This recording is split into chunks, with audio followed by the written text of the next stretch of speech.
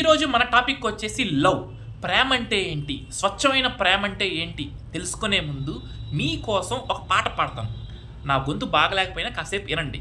First entertain అవ్వండి. నువ్వు చూడు చూడకపో నేను చూస్తూనే ఉంటా, మాట్లాడు ఆడకపో మాట్లాడుతూనే ఉంటా, ప్రేమించు మించకపో ప్రేమిస్తూనే ఉంటా, నా ప్రాణం నా త్యాగం నువ్వే కదలేమ్మా. ఇట్లాంటి పాటలన్నీ ఒక ఇమ్మెచ్యూరిటీ ఏజ్లో అబ్బాయిలు అమ్మాయిల కోసం పాడడం, లేదంటే అమ్మాయిలు అబ్బాయిల కోసం పాడడం, కొన్ని డైలాగులు చెప్పడం, ఎట్లా ఈ కాలేజ్ ఏజ్లో 16 ఏళ్ళ నుండి 24, 25 ఏళ్ళు. సో ఇట్లాగే ఉంటుంది ఈ ఏజ్లో.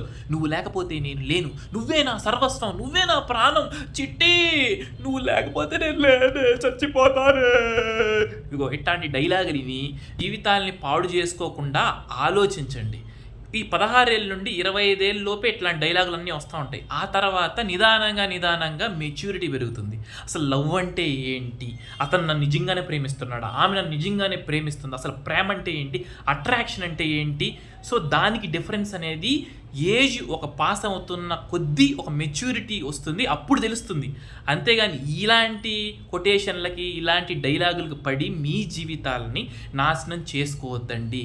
ప్రేమ అనేది ఏంటో అనేది పార్ట్ 2లో తెలుసుకుందాం.